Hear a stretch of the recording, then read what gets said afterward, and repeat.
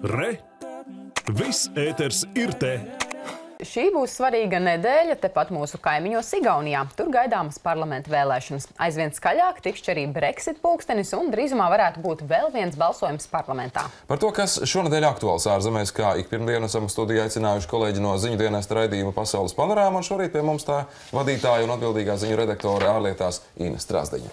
Labrīt, Ina. Labrīt, kolēģi. Nu, sāksim tad uzreiz ar Igauniju. Svētdien, tātad 3. martā, Igaunijas balstiesīgie vēlētāji izraudzīsies savu nākamo parlamentu. Mēs alaži esam ar tādu kā skaudību mazliet skatījušies uz kaimiņiem, ka viņi daudzos rādītājos ir mums priekšā. Kā izskatās šobrīd ar to politisko izvēli? Vai arī te viņi varētu demonstrēt augstāku klasi un apsteigt mūs? Jā, nu politiskās kaislības visās valstīs ir gluži vienādas, arī Igaunijā tās ir augstas, tāpat kā mūsu nesen bija Latvijā. Arī ziemeļos dzīvo cilvēki. Arī ziemeļos dzīvo karstasinīgi cilvēki un izvēlās savu valdību lielās nu, teiksim, kaislībās, bet tas, kur Igaunija, protams, ir priekšā, un te mēs nevaram noliegt, ir elektroniskā balsošana, jo Igauni jau kuro gadu var balsot par saviem politiķiem elektroniski. Mēs vēl nevaram, tā kā tas mums vēl priekšā, bet runājot par priekšvēlēšanu kaislībām, šobrīd Igaunijā situācija ir tāda, ka vismaz pēc aptauju datiem plecu pie pleca cīnās divas partijas, tās ir lielas partijas, tā ir šobrīd opozīcijā esošā Reformu partija un premjerministra Jīrī Ratasa vadītā Centra partija, un tur tas procents ir tik tūs. Pēdējās aptaujas liecināja, ka Ratas partija tā kā ir noslīdējusi popularitātē zemāk, bet man brīdināja arī, ka uz šiem datiem īstā nevar tagad skatīties, jo visu laiku šīs aptaujas tiešām mainās. Un trešā populārākā ir ļoti interesants spēks. Tā ir opozīcijā esošā konservatīvā Tautas partija, kas arī ir guvusi visai lielu cilvēku atbalstu, 21%. Un tā ir partija, kuras saknes ir meklējams tādā radikāli labējā augsnē, un kura faktiski ir eiroskeptiska, un arī piedāvā daudz tādas Igaunijas nu, teiksim tā, nacionālismu idejas, bet vairāk tā kā virzīties tālāk no starptautiskām organizācijām. Tas nav sveša šī eiroskeptiskā vai populistiskā tendence arī mūsu ziemeļkaimiņiem. Jā, tieši tā, un faktiski var teikt, ka Igaunija arī ir skāris populisma vilnis, kurš viļņojās visā Eiropā. Un jālūko, kā šai partijai veiksies, bet kopumā Igaunijā izskatās, ka 5% barjeru pārvarēs 6 partijas.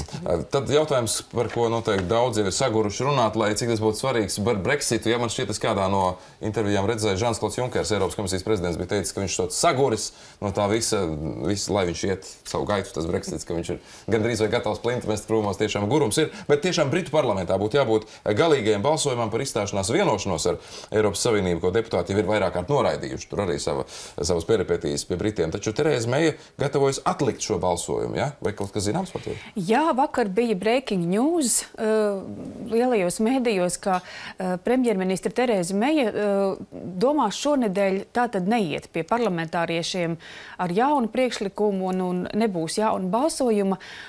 To viņa paziņoja pirms iekāpšanās lidmašīnā uz Ēģipti, kur notiek Eiropas Savienības un Arābu valstu samits.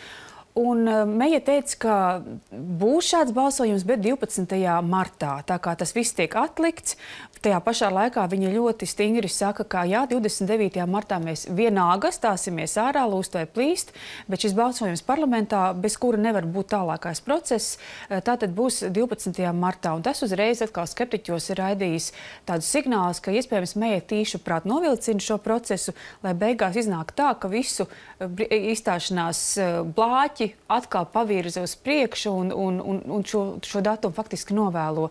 Un par to runā aizvien skaļāk. Kā iespēja atlikt vispār Brexit sarunu tā saucamo termiņu, ja? Vienošanās veidošanas. Jā, vakar arī Britu presē bija ziņas, ka jau augsta līmeņa Eiropas Savienības personas nenosaukts vārdos nenoraida šo iespēju, ka tiešām Brexit varētu vismaz pat 2 gadiem, tātad līdz 2021. gadam atkal pavilkties uz priekšu bez lēmumiem tās būs sarunas, diskusijas, kā tad tam visam būt. Pa 2 gadi jau izskan tā termiņš, redz kā. Jā, nu tad visi noguras vēl vairāk. Bet vēl viens noteikti būtisks temats. Šo piekdienu, 1. martā, ir gala termiņš ASV un Ķīnas sarunām par tarifu paaugstināšanu precēm, kurus ASV grasās noteikti, vainojot Ķīnu negodīgā konkurencē. Un šis strīds arī ir atstājis lielu ietekmi uz pasaules ekonomiku un finanšu tirgiem. Nedēļas nogalē Ķīnas delegācija arī bija ASV. Kā izskatās šo sarunu iznākums? Jā, ķīnieši bija un aizsēdējās Amerikas Savienotajās valstīs, jo viņi bija arī jau atbraukuši tā kā agrāk, bet viss šīs sarunas ievilkās nedēļas nogalē. Un šī ziņa, kas mūs šorīt sasniedza, jo mums ir tā laika starpība ar ASV, ir tāda, ka Donalds Trumps, tātad Amerikas prezidents, ir pateicis, ka šos tarifus augstos nenoteiks 1. martā un sarunas turpināsies vēl pēc tam. Tā kā šī ziņa ir tāda, ka Ķīnas precēm nebūs par 20% augstāk tarifi, tās, kuras ieved Amerikas Savienotajās valstīs. Tātad sarunas turpināsies, un Amerikas prezidents arī grasās tikties ar Ķīnas prezidentu. Tā kā šeit ir tāda... Pirmais cerīgais solis jau. Jā, tāda spriedze ir mazināta, un es domāju, tas arī atsaucās tirgos un pārējā ekonomikā. Nu, par dažiem tematiem tu izstāstīji vēl, varbūt nobeigumā par pasaules panorāmu, par pašu veidoto raidījumu, kas būs trešdien, kā mēs zinām, kādi temati tajā tiks šķetināti. Jā, mēs noteikti pievērsīsimies kaimiņiem, vēlēšanām Igaunijā. Studijā būs mūsu kolēģi Anastasija Djakonova, kura pat arī bija Igaunijā un arī pastāstīs tādu savu atsliecinieku redzējumu. Analizēsim arī Moldovā notikušās vēlēšanas, kur tur viss var pagriezties gan pa kreisi, gan pa labi.